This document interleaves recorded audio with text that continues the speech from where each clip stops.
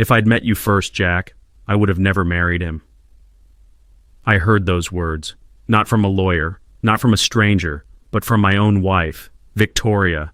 Her fingers slid lightly, grazing Rick Chambers' wrist, as if I had never existed.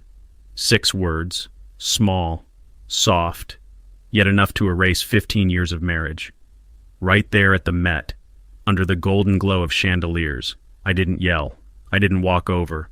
I didn't make a scene like in the movies. I just stood there, cold as stone, watching Victoria smile at the man who, by the end of tonight, I knew, might not only take my wife, but my son, and the company I had built from nothing. There are moments when you don't need someone to stab you in the chest. They just have to whisper in someone else's ear, and you feel your heart hit the floor.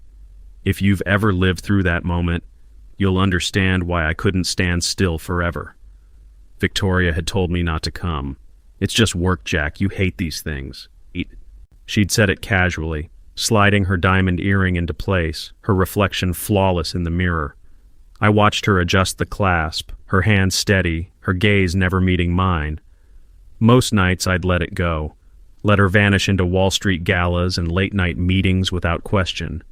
But that night, something felt different. Maybe it was the way she barely glanced at me when she murmured, "Don't wait up." Maybe it was the hollow quiet of the penthouse once the door clicked shut. Maybe it was just the way the city outside seemed to breathe without me. So I shaved, put on my black suit, called for a car. By the time I stepped out at the Met, Manhattan's skyline shimmered gold above me. I didn't know it yet, but before the night was over, I'd watch my entire life crack wide open. The doormen at the Met nodded as I passed.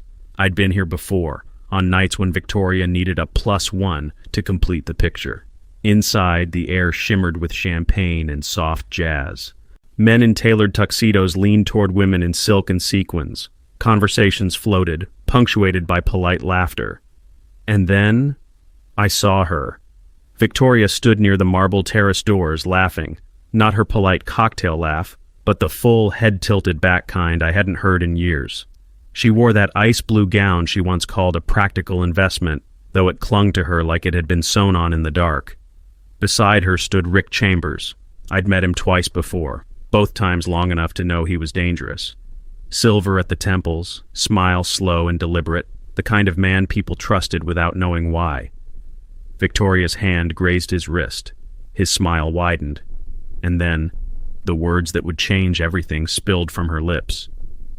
"If I'd met you first, Jack, I would have never married him." It was barely more than a murmur, swallowed by the clink of crystal and the low hum of the band. But I heard it, every syllable. Rick's smirk deepened. "I don't think he'd bother us anyway," he said, his voice smooth as aged bourbon. My chest tightened. Not the kind of anger that surges hot and loud. No, this was cold. Precise. A clean, hollow ache that cut deeper than rage ever could. I took a single step back, the crowd swallowing me whole. Waiters floated past with silver trays. A couple laughed too loud near the bar. None of it touched me. Victoria's laugh caught midair. Her eyes found mine across the room, and for the first time in years, I saw something unmasked. Not guilt, not shame, but calculation. I held her gaze. Then I turned away. The night had just taken everything I thought was mine. I moved through the crowd without feeling my feet hit the marble. The room blurred, gold light, black suits, the glint of jewelry, all of it fading into a dull haze. Outside, the spring air off Fifth Avenue cut sharp against my skin. The city roared on, taxis honking, heels clicking, laughter spilling from sidewalk cafes. Manhattan didn't care that my life had just split in two. The doorman asked if I needed a cab. I shook my head, shoving my hands deep into my coat pockets. I walked. Past the Met's grand steps, past couples holding hands, wrapped in their own stories, past the glittering shop windows I didn't see. By the time I reached the penthouse, the skyline was my only light. Glass towers blinked back at me like indifferent eyes. I poured a whiskey, set it on the counter, and stared at the divorce papers I'd never signed. Tonight they didn't feel like a warning. They felt like a map.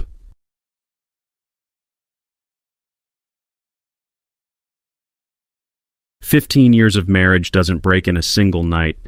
It frays, strand by strand, until one sharp tug sends the whole thing snapping. There had been signs, missed dinners that became the norm, texts that came hours late, if at all.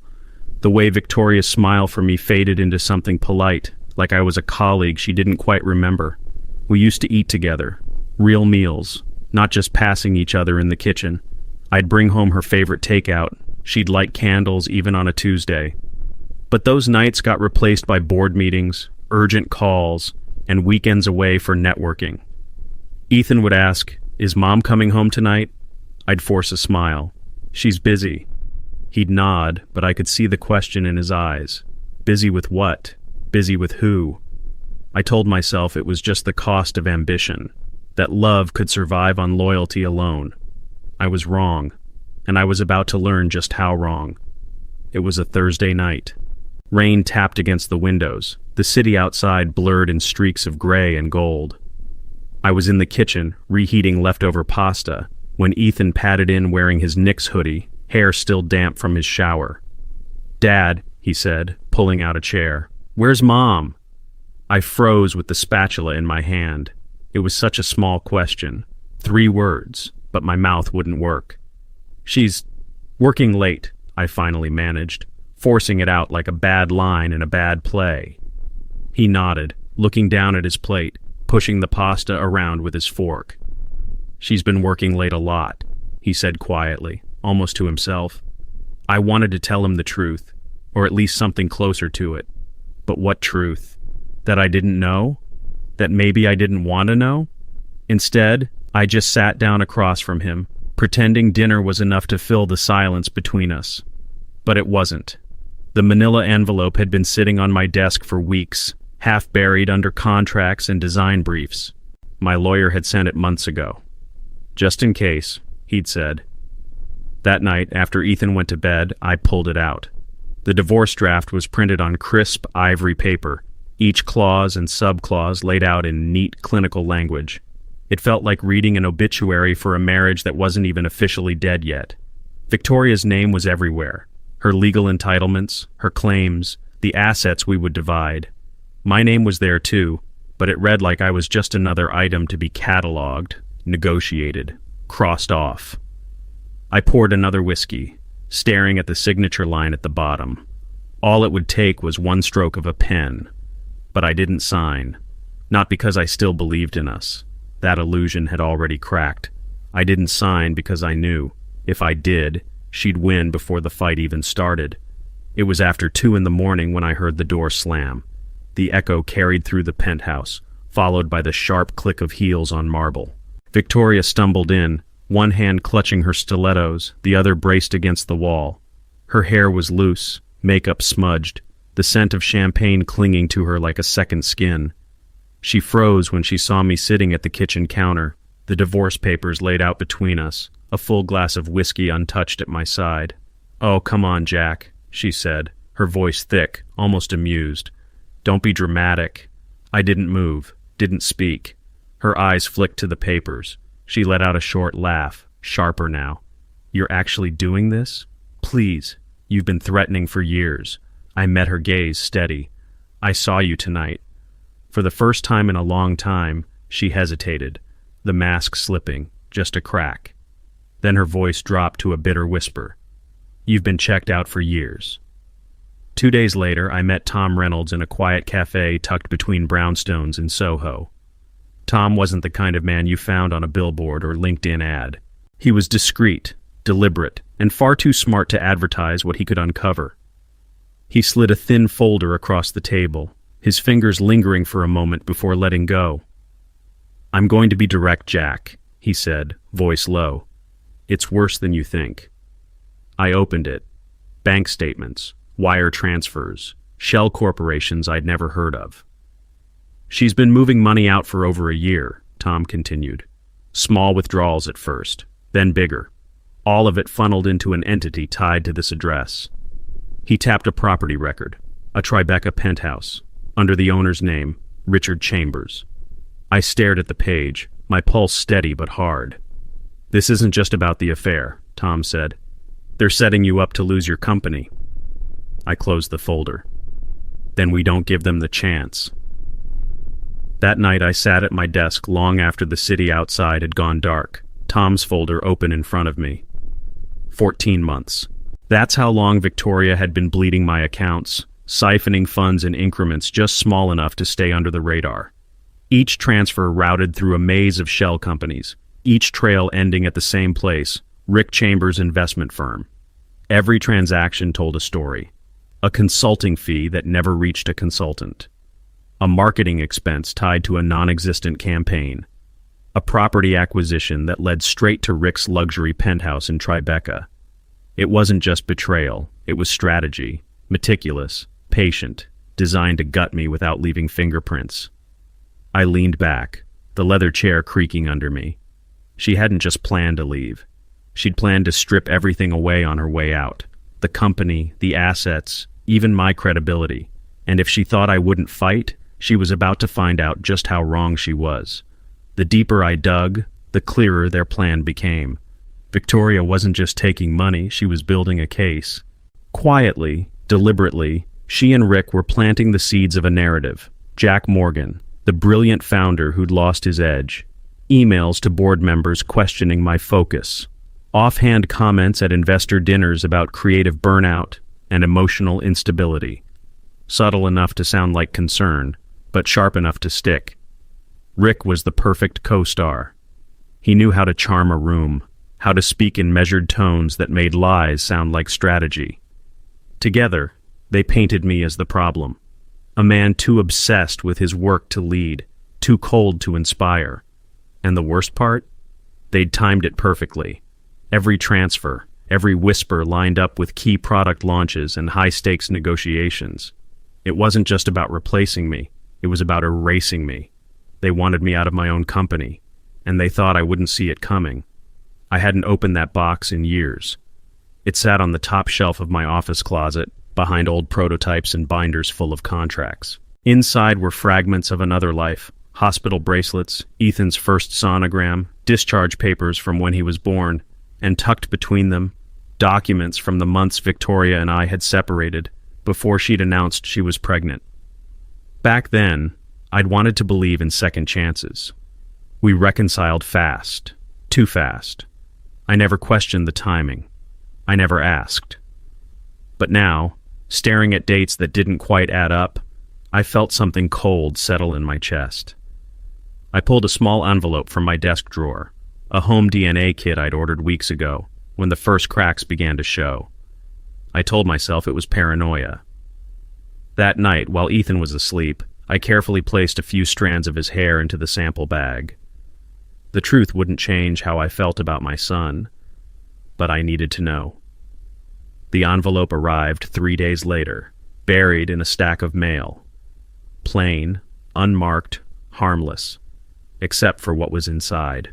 I carried it to my study, closed the door, and sat at the desk without turning on the light. My hands were steady as I tore it open. The results were clear, statistically undeniable. Richard Chambers was Ethan's biological father. For a long moment, I just sat there, the paper softening under my grip. No surge of rage, no dramatic collapse, just a quiet, cold certainty settling into my bones. Ethan was still my son. That hadn't changed. It never would. I slipped the results back into the envelope, locked it in my desk drawer, and poured myself a drink I didn't touch. This wasn't ammunition for a fight. Not yet. This was a truth I'd carry alone, because whatever battles were coming, I wouldn't let Ethan be caught in the crossfire. Some things were worth protecting at any cost.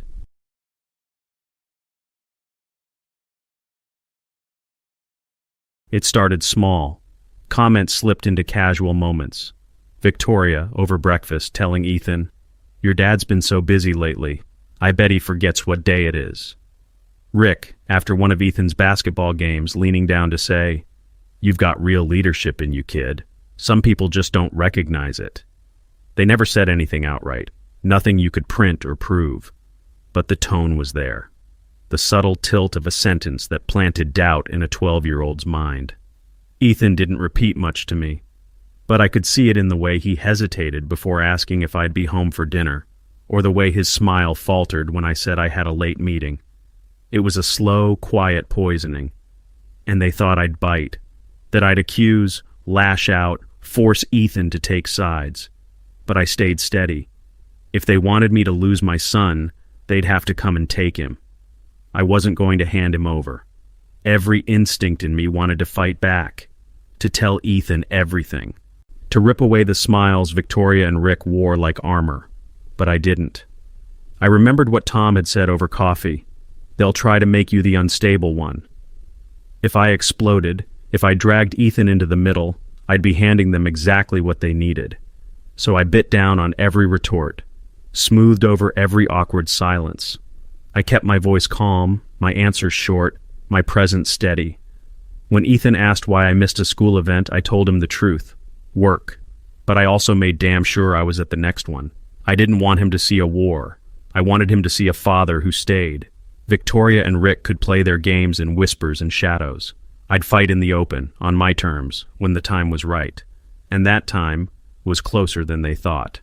Her name was Claire Bennett. We'd crossed paths only once before, at a charity event Victoria's firm had sponsored. Back then, she was just another junior associate in a Navy suit, carrying files no one else wanted to hold. She called late on a Thursday night. Her voice was cautious, almost trembling. "Jack, we need to meet, somewhere quiet." We sat in a corner booth of a small cafe in Soho, the kind of place where the music was just loud enough to cover a conversation. She didn't waste time. "I can't watch what they're doing anymore," she said, sliding a small black USB drive across the table. "I've been collecting everything. Emails, internal memos, payment records." I picked it up, feeling its weight despite how light it was. Claire's eyes were steady now. "This isn't just about you, Jack. It's about how far they'll go to get what they want." In that moment, I knew. I finally had a weapon worth using. Back at the penthouse, I locked the door, poured a coffee, and plugged the USB into my laptop. The folder tree bloomed across the screen. Neat, labeled, damning. First came the emails. Victoria and Rick exchanging strategy notes on how to sway board members, line by line dismantling my reputation. Words like unstable, detached, and replaceable jumped out like slaps. Then the payment records. Transfers routed through offshore accounts. Consulting fees to names that didn't exist. Finally, the most poisonous file of all, settlements. Quiet payouts to silence harassment claims against Rick, buried in expense sheets under client entertainment. Victoria's signature appeared on the approvals. Each click felt like another floor dropping out from under me. This wasn't just betrayal. It was organized, calculated corruption. I leaned back, staring at the city lights beyond the glass. With this drive, I could bury them both. But if I moved too soon, they'd find a way to crawl back. Timing was everything. Saturday afternoon, the gym smelled of sweat and hardwood polish. Parents filled the bleachers, clapping and shouting encouragement as the kids ran the court. I'd promised Ethan I'd be there, and I was, front row, watching him sink a clean jumper. He looked over, grinning. I gave him a thumbs up. Then I felt it. That shift in the air when someone steps too close. Rick Chambers slid into the row behind me, his cologne cutting through the scent of popcorn. "Jack," he murmured, like we were old friends catching up. I didn't turn. "Enjoying the game?" "Always," he said, voice smooth. "We should talk, soon." I finally looked over my shoulder. His smile was practiced, eyes cool, as if this was just business. I held his gaze for a long beat. "We will," I said. Not a threat, not a promise, just a fact. Ethan scored again. I clapped, eyes forward. Rick stayed quiet, but I could feel him watching. Rick didn't linger after the game. He waited until the crowd started filing out, then leaned forward just enough for his words to reach me over the noise. "You know where this is going, Jack," he said quietly. "Might as well make it easy on yourself." I stood, gathering my coat. "We'll meet again, Rick," I said, without looking back. "Count on it." He gave a low chuckle, the kind meant to suggest he was already holding the winning hand. Outside, the late winter sun was fading, Manhattan's skyline glowing like a row of lit matches. Ethan ran ahead, backpack bouncing, waving at a friend. I followed him to the car, my steps steady. Rick wanted me to flinch, to make a move out of anger. Not yet. He thought his warning would rattle me. But all it did was confirm one thing. He knew the fight was coming, and I was going to choose exactly where and when it started. 2 nights later, Claire showed up at my office unannounced. She closed the door behind her, set her laptop on the desk, and didn't bother with small talk. "They're moving faster," she said. "Rick's been promising new investors. Victoria's been meeting privately with board members. They're pushing for a vote to remove you at the next meeting." I leaned back in my chair. "How soon?" "Tomorrow morning." She tapped a key, pulling up a spreadsheet of names, every director, their alliances, and how they were likely to vote. "They think they have the numbers," she said. "And honestly, they might, if we go in unprepared." I studied the list, then looked up at her. "We won't be unprepared." Claire's expression shifted. Not a smile, but something close. "They expect you to walk in defensive, Jack. Maybe even desperate. We'll give them neither." Tomorrow the boardroom would be theirs. The day after it wouldn't be. Claire hesitated before shutting her laptop. "There's one more thing," she said. She reached into her bag and slid a printed bank record across the desk. It was from Victoria's personal account, a wire transfer to a private investigative firm uptown. "For months," Claire said quietly, "they've had someone watching you, where you go, who you meet, what you say, every move." I scanned the transaction dates. They lined up perfectly with key moments: investor dinners, late-night strategy sessions, even my trips to see Tom Reynolds. "She's trying to build a surveillance trail," Claire added. "Something she can twist into instability or misconduct." I set the papers down slowly. If they'd been watching me, they'd know I wasn't playing defense anymore. "Good," I said finally. "Let them watch." Claire frowned. "You're not worried?" I shook my head. "I want them to see what's coming." For the first time since this started, I almost hoped the investigator was very, very good.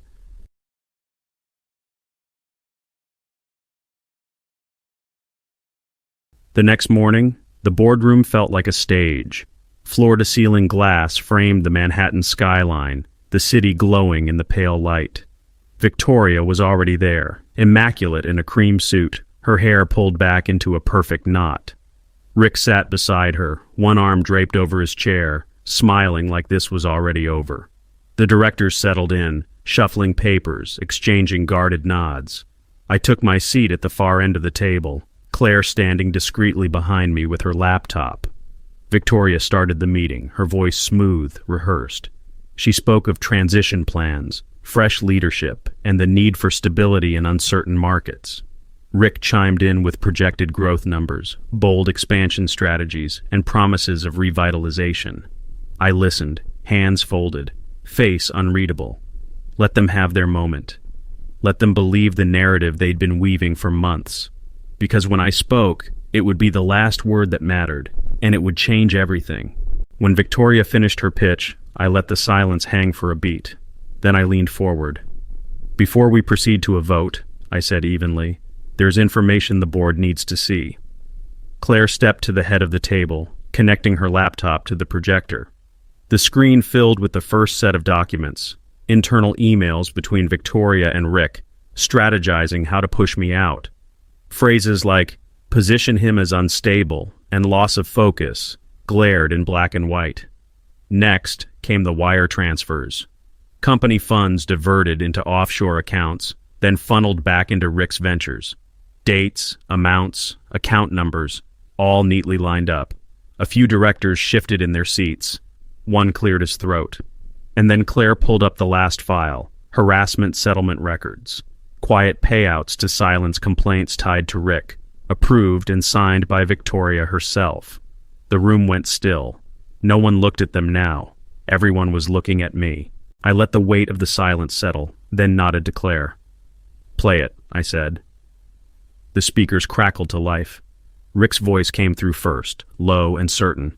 "We get Jack out, we flip the board. By Q2, Victoria and I are running everything." A pause, then another voice, a director's, asking, "And Carter?" Rick laughed softly, the sound curling like smoke. He'll fold. He's always been too soft to finish. The recording ended. The boardroom stayed frozen. A few directors exchanged glances. Others stared down at their notes, suddenly unwilling to meet anyone's eyes. I leaned back, hands folded. You've heard their plan in their own words. You can vote, but understand, it won't be on my removal. It will be on theirs.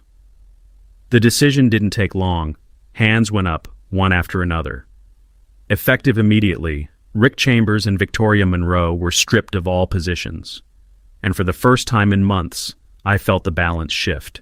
2 days after the board meeting, an envelope waited on my kitchen counter. My attorney, Jennifer, had already called that morning. Her tone clipped. She's coming after Ethan, she said. Full custody. The petition was thick, filled with carefully constructed accusations, claims of emotional instability, workaholic neglect, and an inability to provide a stable home environment. All of it designed to make me look like the father Ethan didn't deserve. Victoria wasn't satisfied with trying to take my company. Now she wanted my son. I sat at the dining table, the city lights flickering in through the glass, Ethan's laughter drifting faintly from his room. Jennifer's words echoed in my head. She's pushing hard, Jack. You need to be ready for a fight. I looked down at the papers one more time. This wasn't just about winning anymore. This was about making damn sure she never took the one thing in my life worth losing everything else for. Family court in Manhattan doesn't look like the movies. No grand columns or mahogany benches, just fluorescent lights, gray walls, and the low murmur of lives being sorted out in real time. Victoria sat across the aisle, immaculate in a black suit, her expression perfectly composed. Rick wasn't there, but his shadow was, in the form of her high-priced legal team. They painted me as cold, detached, a man buried in spreadsheets and deadlines, too obsessed with my company to notice his own son. They cited missed parent-teacher meetings, business trips, late nights at the office. When it was our turn, Jennifer pushed back hard. Photographs of Ethan and me at games, trips, school events, records showing Victoria's long absences, proof she'd been out of state during key moments in Ethan's life. Still, I could feel it. The court wasn't convinced yet. This was just the opening round. And in custody battles, opening rounds are rarely decisive. Jennifer laid the records out on the table like a dealer flipping cards. Flight logs, hotel receipts, credit card statements, all in Victoria's name. This, Jennifer said to the judge, is where Miss Monroe was during Ethan's last 3 birthdays, and his last 2 basketball championships, and the week he was hospitalized for pneumonia. Each date lined up with a trip: Los Angeles, Miami, Aspen, none of them for work. The timestamps told the rest of the story: nights out, spa appointments, private dinners with Rick Chambers. She wasn't there, Your Honor, Jennifer continued, her tone calm but edged. Not because she couldn't be, because she chose not to be. Victoria kept her face still, but I saw her fingers tighten on the table's edge. The judge flipped through the pages, his brow creasing just slightly. It wasn't a verdict, but it was the first crack in her wall. And I knew we'd just put her on the defensive. They called Ethan into Chambers alone. Jennifer told me it was standard procedure, but watching my 12-year-old walk through that door without me, it felt like handing over my heart and hoping it came back in one piece. The wait was brutal. I sat on a hard wooden bench in the hallway, elbows on my knees, eyes fixed on the floor. The murmur of other cases came and went around me, none of it breaking through the tight ring of silence in my head. When the door finally opened, Ethan stepped out, his face steady, but his eyes bright. He walked straight past the lawyers, past Victoria, and stopped in front of me. Later, Jennifer told me exactly what he'd said to the judge. I know Jack's not my real dad, but he's my dad. I didn't need to hear it in person to feel it. Those words carried more weight than any document we'd filed, and maybe more than anything the judge could write. When the judge adjourned for the day, the hallway outside felt different, lighter somehow, though nothing had been decided yet. Ethan found me near the elevators. No hesitation, No glancing back at Victoria. He just walked up and wrapped his arms around my waist, holding tight. "You okay?" I asked, my voice low. He nodded quickly, but his grip didn't loosen. I bent down, pressing my hand to the back of his head. Jennifer caught my eye over his shoulder, her expression saying everything. That was the turning point. I didn't know what the ruling would be, not yet, but I knew Ethan had told the truth in a way no legal argument could touch. For the first time in weeks, I felt something crack through the constant tension in my chest. Not victory. Not yet. But hope. Sharp and real enough to make me believe this fight might end with him still right here, in my arms. The next morning, the courtroom was so quiet you could hear the rustle of paper as the judge adjusted his notes. He looked first at Victoria, then at me. Primary custody of Ethan Morgan is awarded to his father, Jack Morgan. Visitation rights for Miss Monroe will be determined pending further review. It took a second for the words to register. Jennifer's hand landed on my shoulder, firm and steady. Across the aisle, Victoria's composure cracked, just for a moment. Her lips pressed into a thin line, her knuckles white against the polished table. She didn't look at me. Ethan's face lit up. He didn't care about legal phrasing or court procedure. He just knew what it meant. I'd be there. Always. As we walked out, cameras flashed, questions flew, but all I could focus on was the small hand gripping mine. We'd won the most important battle. The war. That was another matter. 2 days after the ruling, the headlines hit like a thunderclap. Rick Chambers' secret affair with investor Mark Ellison exposed. Every network ran it. Photos, messages, statements from sources close to the matter. Overnight, Rick's carefully polished image collapsed under the weight of scandal. Investors pulled funding. Partners distanced themselves. His name went from boardroom currency to late-night punchline. Victoria didn't escape the fallout. Articles began tying her to Rick's financial schemes, the offshore accounts, the falsified expense reports, the harassment settlements she'd signed off on. She released a brief statement denying everything, but it only fueled the media frenzy. The same outlets that once ran glowing profiles now dissected her career like vultures. From my office window, Manhattan looked the same as ever, relentless, unbothered. But for them, the city had turned cold. It wasn't revenge that I felt. It was the quiet satisfaction of watching truth finally catch up, and knowing I hadn't had to chase it down. It was late evening when the doorman called up to say Victoria was downstairs. No cameras, no entourage, just her. I met her in the lobby. She wore a long gray coat, her hair pulled back, no makeup. Without the armor, she looked smaller. Or maybe it was just the weight she carried now. "I want to see Ethan," she said quietly. I studied her for a moment. "Tomorrow, dinner, I'll arrange it." She nodded, but there was a flicker. A quick tightening at the corner of her mouth, like she wasn't used to me setting the terms. As she turned to go, I called after her. "Victoria." She looked back. "You and Rick underestimated one thing," I said evenly. "I don't break." For the briefest moment, something trembled in her expression. Then she pulled her coat tighter and walked out into the cold. Upstairs, Ethan was already asleep. I stood in his doorway for a long time, just listening to him breathe. That weekend, I packed the car before sunrise. No city noise, no headlines, no calls from lawyers. Just Ethan and me heading north. By late afternoon, we were in Vermont. The air was sharp with the smell of pine, the lake still edged with the last crust of winter ice. Our cabin sat low on the waterline, its porch wrapped in faded cedar. Ethan spent the first hour skipping stones across the lake, his laughter echoing off the trees. I just watched him, the way the sun caught his hair, the way he moved without a trace of the tension that had been in his shoulders for months. That night, we sat on the porch wrapped in old blankets, a fire crackling low beside us. The stars felt close enough to touch. "Are we okay now, Dad?" he asked. I brushed his hair back, feeling the quiet settle in my chest. "We're better than okay, buddy," I said softly. "We're home." 3 days after we got back from Vermont, Jennifer called. "She's folding," my attorney said, her voice carrying that measured calm she saved for the big wins.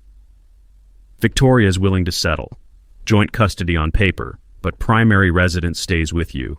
She'll drop all financial claims if you agree to keep public statements off the record." I leaned back in my chair, watching the skyline fade into evening light. "She wants to save what's left of her reputation." Jennifer gave a dry laugh. "What's left of it, yes." The next afternoon, Victoria came to my office to sign the agreement. No sharp heels, no courtroom poise, just a woman with tired eyes and a pen she didn't seem eager to use. When it was done, she slid the papers across the desk without a word. I nodded once, not offering more. We weren't enemies in that moment. We weren't anything at all. And maybe that was the only clean ending we were ever going to get. The news came in the form of a grainy paparazzi photo. Rick Chambers, stepping off a private jet at Van Nuys Airport in California, sunglasses on, jacket slung over his shoulder. Beside him was a man I didn't recognize. No press statement, no entourage, just two people walking toward a waiting car. By nightfall, the speculation had already started. Rumors of new business ventures, whispers about offshore retreats, even talk of a quiet buy-in to a tech startup no one could verify. But the truth was simpler. He was running from the lawsuits piling up in New York, from the investors demanding answers, from the city that had once celebrated him and now spat his name like an aftertaste. I watched the coverage from my office, the sound muted, my reflection faint against the glass. Rick was gone. Victoria had folded. And for the first time in a long time, the chessboard was mine again. The game, however, wasn't over. Not yet.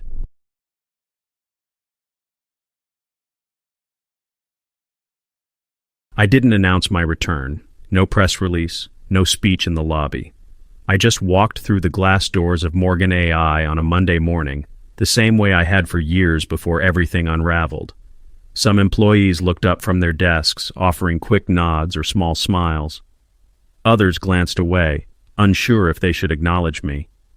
I didn't blame them. The last few months had been a storm, and they'd all been caught in the spray. In the conference room, the leadership team was already gathered. I took my place at the head of the table, setting my coffee down before speaking. "We move forward," I said simply, "with integrity, with focus, and without forgetting what it took to get here."